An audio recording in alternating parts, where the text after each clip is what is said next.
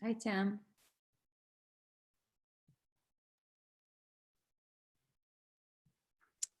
Hello, Miss. You came on later, so I didn't say hi. Okay.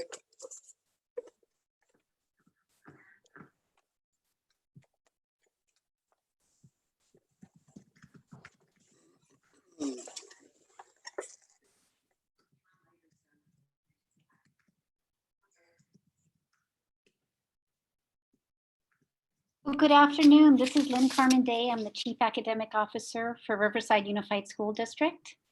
And we are back for our second meeting to the community and our parents.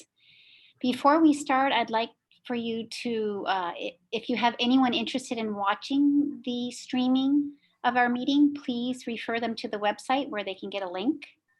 Also, if there are any of our Spanish-speaking families that are interested in watching, we have a special live stream in the Spanish-speaking version, so please refer to the link below. Muy buenas tardes a todos. Tenemos una transmisión en vivo por separado para nuestra comunidad de habla hispana. Para unirse y escuchar, por favor haga clic en el enlace de abajo en la descripción. Muchas gracias. Thank you so much. At this time, again, we appreciate you being here. We're excited to have the opportunity to share some more information with you, even in this very challenging, difficult time. I want to just remind you that we actually look at all of the questions that you provide to us through our social media and in our forums, and we're taking those questions and personalizing this presentation for you. And we'll try to answer those questions through what we present to you today, as well as some Q&As by the end of the meeting. So to start us out, I'd like to introduce you to our board president, Kathy Alavi. Thank you, Lynn. Welcome everybody to our second community meeting. This forum will provide you with the latest information that we know about our online distance learning and what we can look forward to in the weeks ahead. Our staff has been working very hard to get Chromebooks handed out to all students so that everyone can start picking up their lessons and connect with their teachers on April 13th. And speaking of teachers, I am so proud of the way they are diving into digital learning. Continue being patient with us as we move through these first few weeks of instruction in a whole new way. And please send us your questions and we will do our very best to answer them. I would now like to pass this meeting on to our Superintendent, Dr. David Hansen. Thank you, Mrs. Alavi. And I want to thank all of the staff members who are working diligently and far behind the scenes, as Mrs. Alavi mentioned. It literally has almost been around the clock for 7 days a week for the last couple of weeks. And so my heartfelt appreciation and gratitude to all of our staff members. And I want to thank all the students and the community members, the parents and staff members that has joined us today. Every Thursday, we're going to have updates available to you. And as Mrs. Alavi said, we're going to be diligent and to keep the information pertinent, to answer your questions that we get from week to week. Right now, if I could have the PowerPoint come back up, I'd like to share with you an update on where we're at with the COVID-19. Next slide, please.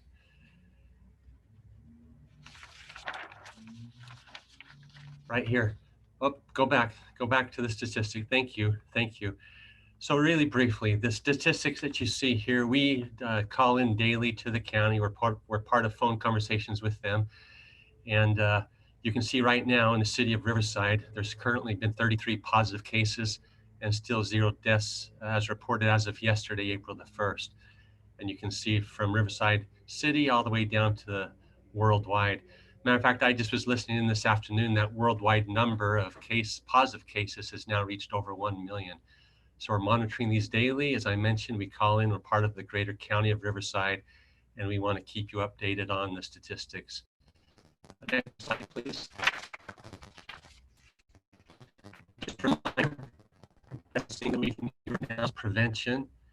And as you can see right there, just to remind us all, it's best to stay in place, as our governor has mentioned to us, to maintain our space of 6 feet and then to cover our face. And certainly I've seen myself and coworkers using bananas or gators or homemade things that I can cut on the sleeve and using that sleeve to cover your face. And so that's really what we've been encouraged to do. Our First County put out an issue today that we should cover all of our faces when we're out in public. And then, of course, we're waiting for the scientists and medical world to work hard on putting a vaccine together. But everything I'm told, it's going to take quite a while. Next slide.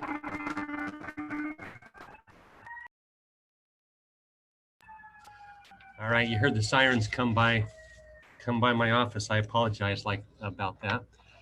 But let me just give you, again, a brief timeline, how quickly things have moved. On March the 4th, our Governor Newsom declares a state emergency. You can see again, Dr. Kaiser, Cameron Kaiser, he is in charge of Riverside County Health for the entire county of Riverside. 23 schools, 28 cities, and he declared a health emergency on March the 8th. He canceled audience over 250 on March 12th, as we know now. Social distancing, and we are to be with each other if it's 10 or fewer, and even then practice the 6 feet social distancing.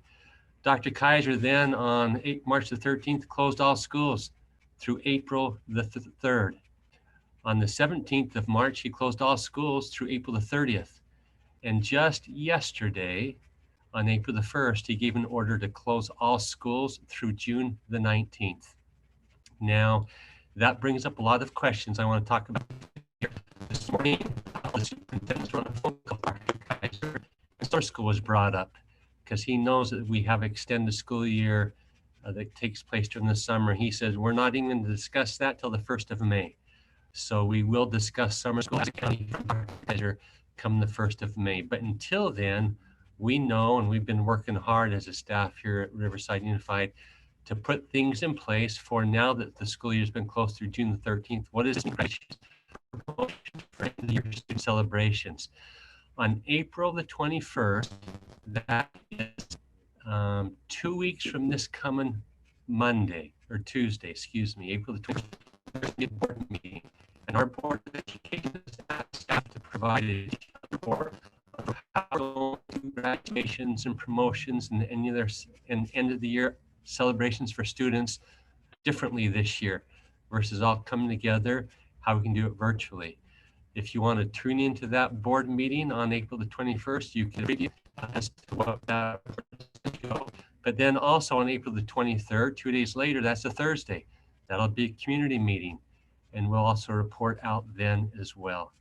And so you can look forward to the 21st for those reports as how we're going to deal with those kind of activities. And then again, the summer school and all those things, we will begin to put plans in place, but we want to find out from Dr. Kaiser 1st of May what exactly that means. All right. So that's my report and update. And again, thank you so much for your support and for your patience. I've received a lot of emails from students. It breaks my heart.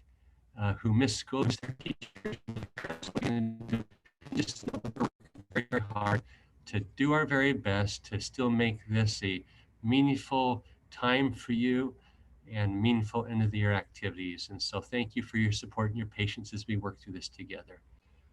That concludes my report. Thank you so much, Dr. Hansen. At this time, I'd like to introduce Dr. Jamie Angulo and Dr. Stephen Kong, and they're going to walk us through our distance learning plan and platform. Good afternoon. Thank you for joining us.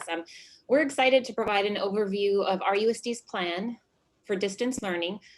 We wanted to start by providing an overview of the timeline and what has been done and what will be done. So as you know, school closure was announced Friday, March 13th.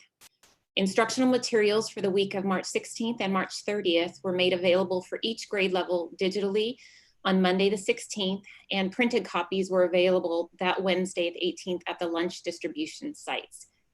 An at-home learning Google site was created to include these instructional materials, as well as additional parent, student, and teacher resources.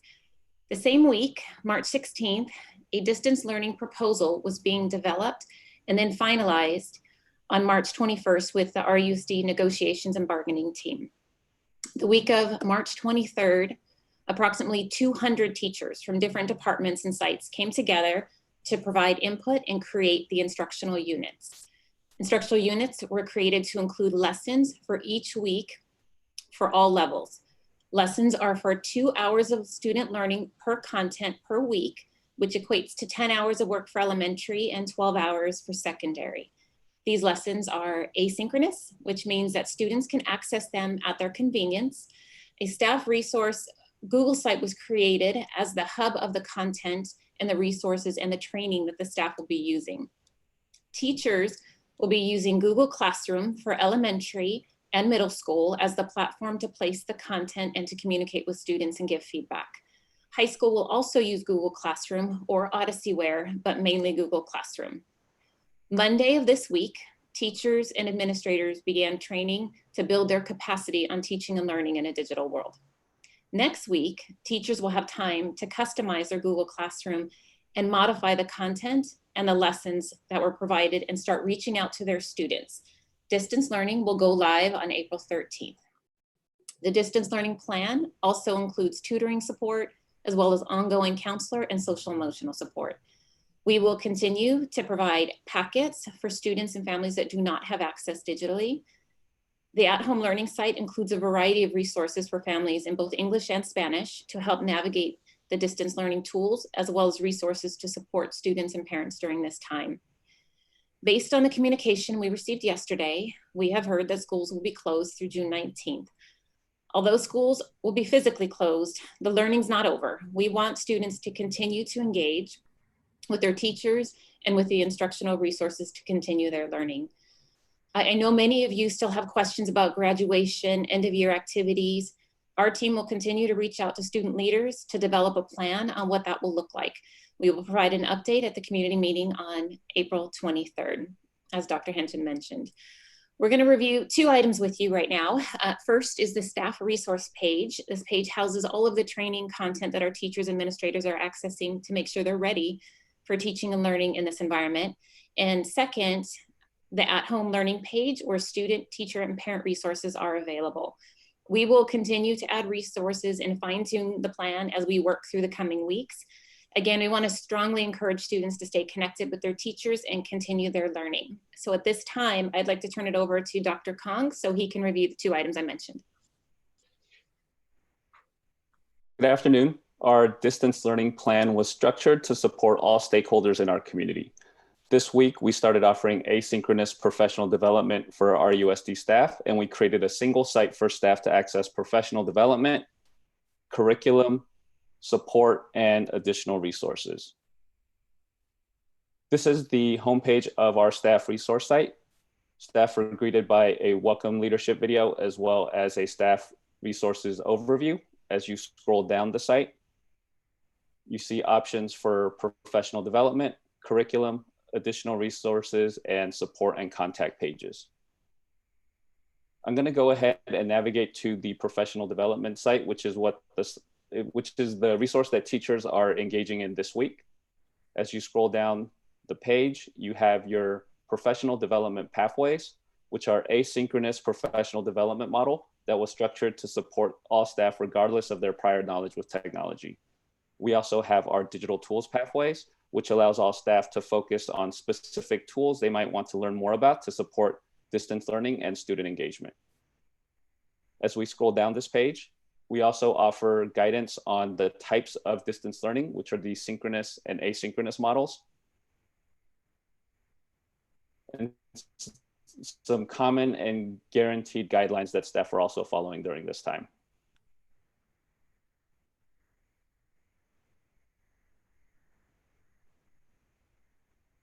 Navigating to our professional development pathways.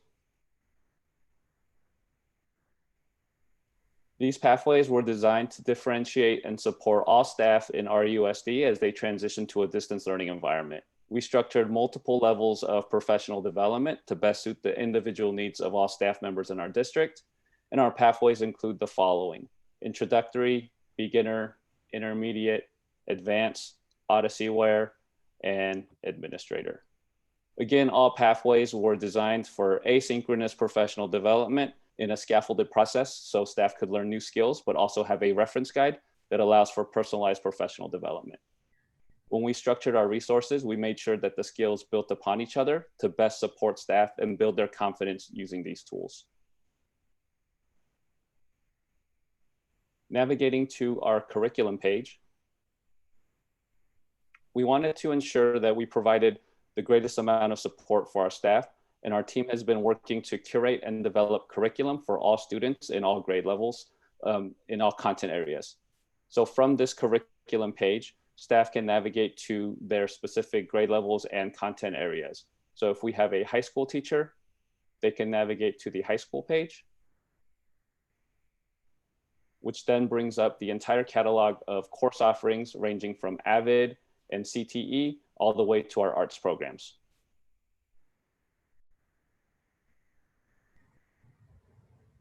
In addition to curriculum, we're also providing staff with Google Classroom shells. In this third grade example,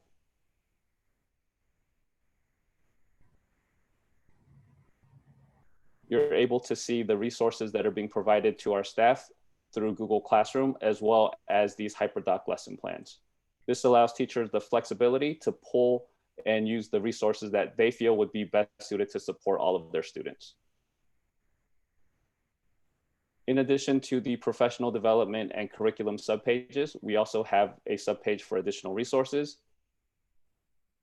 And this page contains a list of curated recommendations from the California Department of Education as optional distance learning tools that staff can use to support our students.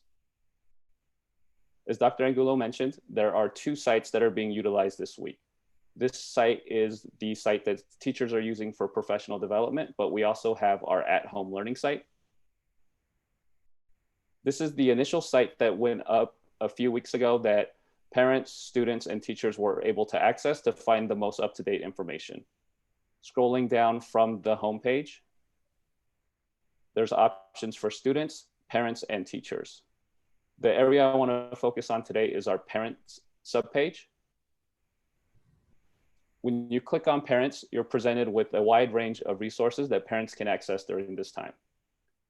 We have resources for elementary school, middle school, high school, special education, as well as English language development, distance learning tools, digital citizenship, social emotional learning, nutrition information, and community health resources. The 2 pages that I want to highlight today for parents are our distance learning tools and our digital citizenship page. Going into our distance learning tools, we understand that teaching and learning will look different for all students and teachers. So we have an English page and a Spanish page for parents so they can see what distance learning will look like for their students. From this page, we have 2 YouTube videos that show how to enable closed captions that auto-translate all YouTube videos. That is provided with an English video as well as a Spanish video. And we also have internet options for families that are being provided through different providers for affordable internet access. Going into our distance learning tools page, this page provides parents with a glimpse of the primary tools that teachers will be using to engage in distance learning. We have videos that show how students will log into their Chromebooks and their devices using Clever. A parent's guide to Google Classroom, which shows the different steps with their Chromebooks, as well as student and parent-facing videos that show how students should log into Google Classroom and also navigate Google Classroom. In addition to these videos, we also have one-page handouts. And these one-pagers are just a quick reference guide that parents can use to make sure that they understand how students are accessing the resources that their teachers are providing.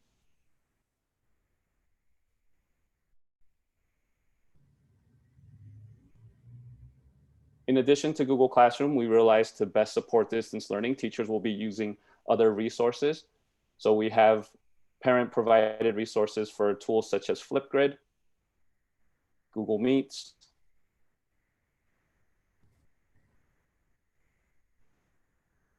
and additional technology tools that students may be using, such as Pear Deck and Edpuzzle. And again, each of these pages have one-page handouts that parents can access, and they can review these steps with their students.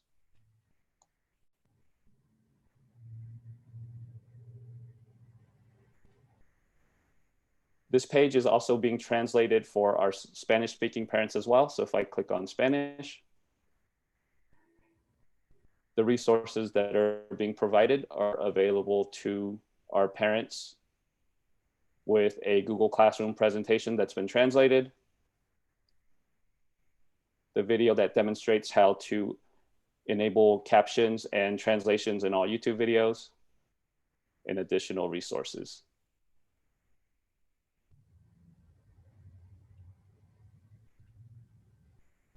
As students are engaging in distance learning, we also realize it's important to emphasize digital citizenship in our students. So we have a digital citizenship page with resources spread out by different grade spans, TK2, 3, 6, and grades 7, 12.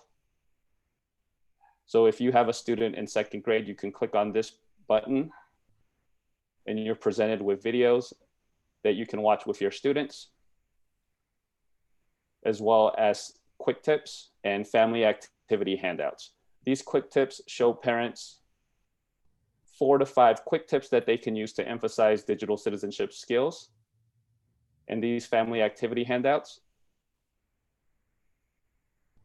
show 15 to 20-minute activities that you can do at home with your students.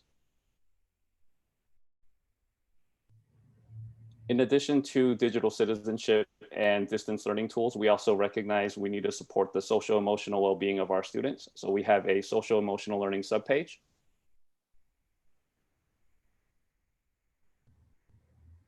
And on this page, we have a resource, or we have a collection of resources for strategies on how to best care for your family's emotional well-being at this time. And these resources are also being translated into Spanish and are being put on the bottom of this subpage as well.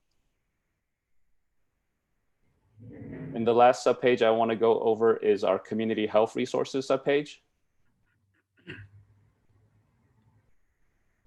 And on this subpage, we've gathered resources that are available throughout our community, from food, shelter, and utilities to medical services and behavioral health.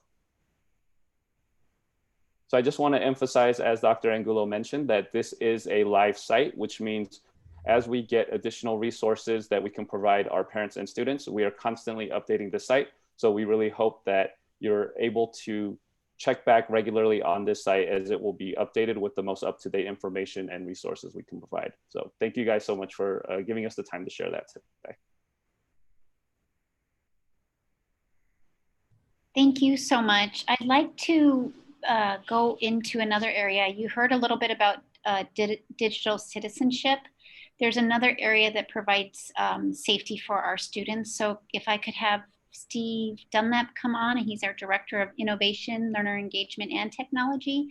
And he's also going to talk to you a little bit about device distribution as well, which is another big question that has come up from the community. Thank you.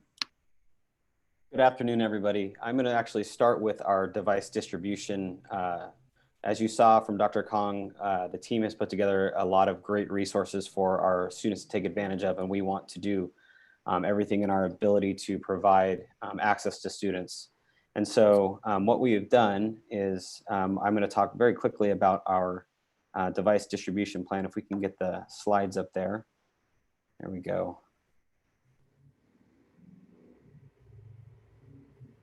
Okay, great.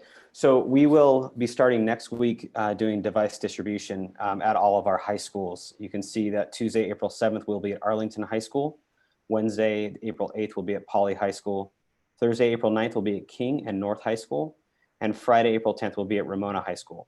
You can come to any one of these high schools, the closest high school to you, to pick up a Chromebook to have it checked out to you as a student. I'll move next to our times. We are asking for families to please come during these times if it's possible. If you have a student in grades pre-K through 6, we're asking that you come between the hours of 9 a.m. and 1 p.m. And if you have a student in grades 7 through 12, that you come between the hours of 2 and 5 o'clock p.m. If you have students that are in multiple grade spans, you are welcome to come either of those times. We would encourage, though, that you come during the grades 7 through 12 time, which takes place between, again, 2 o'clock and 5 o'clock at those different school sites. Next, I'll move on to our logistics for this. We are doing everything that we can to take orders from County Public Health to ensure social distancing and the health of our community and staff. So we will be providing 2 options for device distribution. We'll have a drive-through option as well as a walk-up option. We do ask if you are able to please utilize the drive-up option, the drive-through option. That provides, I think, the best opportunity for social distancing and the health and well-being not only of our staff, but also of our community. We do ask that parents accompany their students, or they must be accompanied by their students to pick up a device. And please be prepared to provide your child's student ID, which is also their lunch number. And we can go to the next slide. So some device specifics. We are checking out Chromebooks, which is what our main device we use in the classrooms right now. It does require an @riversideunified.org account to log into these Chromebooks. All of our students have those accounts. Many of them already know how to log in with that. We will also be providing information in those in the bags with the Chromebooks, information on how to log in, as well as a phone number to call if you have any problems. Please also know that our Chromebooks are equipped with a content filter. One thing also to add, the Chromebooks that we are handing out, that we're checking out, have been this week, they are being sanitized, they are being bagged, and they are being boxed up and ready for distribution. One thing I do want to just jump in with is, if you have a device at home, if you have a device that your child can use, whether it be an iPad or a tablet or a computer of some type, we do ask that they use that. We really want to try and provide devices for our most needy families. And so if you have a device at home that you can use, all of the programs that we are promoting and we're using for distance learning can be used on any device. And so again, if you have a device at home, we'd ask that you use that. But in the event that you do not, we will provide a checked out device to you. And the last thing I want to talk about is our platforms for video conferencing. I think that slide might have been removed, but we are encouraging and directing our staff, especially when they are working with students, to please use the Google Meets platform for both the safety and security of our students and staff. And so we are training our staff on that and providing that resource for them to utilize during this distance learning time. And I will turn back over to Lynn. Thank you so much. That's great information. We also want to give you a little bit more information about our meal service. And so if I could get Ms. Kakish to come on the line and give us a little bit of an update, I would appreciate it. Thank you, Lynn. Good afternoon, everyone. If I can just have the slides for the meals. We just wanted to go over a little bit of history of what we've done so far since the closure. The next slide shows that right after we started the closure for the week of the 16th through the 20th, we continued to provide meals all over our sites, elementary, middle school, and high schools. We also added the 2 parks, Bobby Bonds and Viegas Park. We did the meals at the time of breakfast from 7:30 to 8:30, and then we lunch was 11 to 12:30. For the 19th and the 20th of March, we actually changed and started to provide breakfast and lunch between the hours of 10 and 12, and we continued to provide that at all of our sites in the added parks. For the spring break, we went to 10 sites and provided breakfast and lunch between 10 and 12. And right now, we for this week, and we project to have it for the rest of April, that we will be providing the meals at 15 sites. That is, if I can go back to the other slide, Michelle, that is Beatty, Emerson, Harrison, and Lake Matthews as elementary schools. All of our middle schools are continuing to offer breakfast and lunch, and we've added 2 more parks. So it's Bobby Bonds, Viegas, and the added parks are Don Jones and Hunt Park. And so And we've changed the time from 10:30 to 12:30. Again, we project to have that for the rest of April, and we'll update the community if that changes for any reason. The next slide, we just wanted to give you a little bit of history. As of yesterday, we have offered 143,000 and 144,000 meals approximately in our district and throughout the added parks. And that's all for me, Lynn. Thank you so much. Dr. Hansen, do you want to add anything about the meal service? Just very grateful to Ms. Kakisha's leadership and all the folks from nutrition working so hard as we've added those parks. In addition, I know that they're at some of their homeless shelters and Meals on Wheels for our elderly and things such as that. And so the whole community has been relying on us. And again, grateful to all the nutrition for stepping up and really filling the need.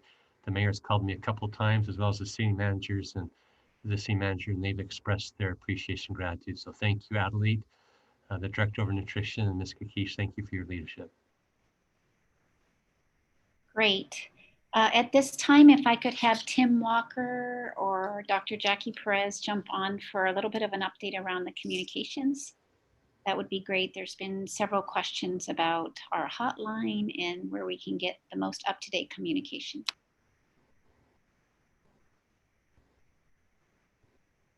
Sure, thank you, Lynn. If we can get the slide deck back up, there's a few slides that have some important information.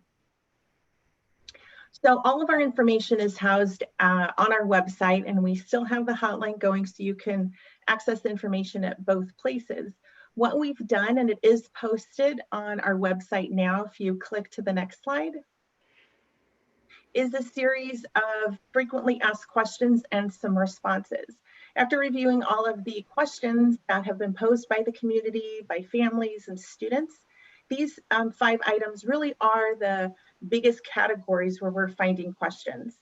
So on the website, we do have links to previous communication with regards to device pickup, distance learning, school closures, students and student meals, as well as some updated information that we will be able to, as more information progresses. As Dr. Hansen has shared, this is a very fluid circumstance, that more information is going to get populated there. So there's translated FAQs into Spanish as well. So those 2 documents are housed on our website as another. Thanks, Lynn. Great. I wanted to ask another question while you're available to answer. One of the questions that came up recently is from the students saying, I miss all the activities and friends at school. How can I stay connected with my friends and the school? That's a great question, and that totally is where so many of our students are. We're really encouraging students to reach out to their teachers and their schools. That's really their local community. We did address that in our frequently asked question, as well as include some links that if you need some social emotional support, link to Care Solace, some resources around caring for yourself during this pandemic. So there are some resources there, but the best bet is absolutely for students to reach out to their teachers and principals, and they're actively building out resources and ways to virtually connect for the local communities there. Thank you so much. Dr. Hansen? Yeah, can I jump in here? So we have a son, my wife and I, our youngest is a senior in high school, and we see him experiencing these same things. And it was interesting. People on Google Hangout, and I asked what he was doing, and he had several of his friends on Google Hangout, and they were playing Monopoly together, a board game, virtually. And then I saw again another time they were connecting with friends, and they were watching one of the Star Wars movies through, I think again it was Google Hangout or one of those platforms. So there's a lot of things that you can do to connect with your friends, certainly with your parents' permission, and make sure you're safe doing that. But just a couple of ideas I thought I'd share that I see my own son doing as he misses his friends and seeing them at school every day. Thank you for sharing. I'm just, I know we're getting close, but I'd like to ask 2 other questions. One of them, Dr. Angulo, can you touch on grading a little bit more in depth? It seems to be still coming up as a prevalent question about progress reporting and any more information about grading. Yes. So I'll talk about trimester 2 and quarter 3, but right now quarter 3 grades are going to be due by April 17th. Now, technically quarter 3 ended March 20th, but school closure was March 13th. So as students are connecting with their teachers, they might have some missing assignments that they didn't turn in yet because of the school closure. So we extended the window just so we can make sure students have that opportunity to connect with their teachers. So the end of the third quarter was March 13th, but the grades are going to be due April 15th through 17th is the grading window. And so quarter 3 grades will carry over to final grades or better. And so what I mean by that is if you have a C in biology, then you can have a C for your final grade or better. So if you participate in distance learning and you're able to demonstrate learning with your teacher can absolutely increase that grade and you can get a B or an A based on your participation with that. So same goes for trimester 2. Trimester 2 grades or marks will carry over to the end of the year grades for elementary as well. So we encourage everybody to stay engaged with distance learning and to work on staying connected with your teachers and to participate for that. So hopefully that cleared up some grading questions. Thank you. And then there's another question. I'd like Kirsten Reno-Frosto to respond. She is our Director of Special Education. And there are some questions about any more information, any update, and how does it connect with distance learning? This is Carmen Day. Thank you very much. We will be providing an update to all of our families at the very beginning of next week. We're working diligently with our team to develop the supports that we know our students need. And we are working with our colleagues in the Instructional Services Department, as well as our Innovation and Learner Engagement. So our students with disabilities will also have access to all of the distance learning from looking at their academic instruction to also any related services like speech and language, occupational therapy, behavior supports, and any educationally related mental health supports as well. And that information will go out at the very beginning of next week as we provide more information to families on how to access distance learning. Thank you so much. At this time, I think it's close to the end of our meeting. Dr. Hansen, would you like to say anything, followed by Board President Kathy Allaby? Yes, I would. Thank you, Lynn. And again, thank you for facilitating this outreach to our community today. Just really quickly, folks, I'm sure many of you know that one of America's greatest icons and heroes, we just celebrated his birthday 2 days ago. Born on March the 31st, 1927, was Mr. Cesar Chavez. Of course, labor leader, community organizer, and a civil rights activist. And he passed away on April the 23rd, 1993. But he has a quote I'd like to share with you that I think is applicable for what we're going through. And it's this: from the depth of need and despair, people can work together, can organize themselves to solve their own problems, and fill their own needs with dignity and strength. Cesar Chavez. As I mentioned, I believe that these words can guide us in our community now as much as ever, as we work together to overcome and work through our current conditions and challenges that we find ourselves in. So on behalf of RUSD, thank you for joining us today, and we look forward to being with you again next Thursday. Mrs. Allaby, we'll let you wrap up today. I just want to extend my big thanks from the board to every RUSD employee who has pitched in so much to make everything happen during this time. And I thank the community from the bottom of our hearts for all your efforts and your kindness in extending to us some time to figure this out so that we can treat your children with the very best learning experiences we can do. Thank you to everybody and stay healthy.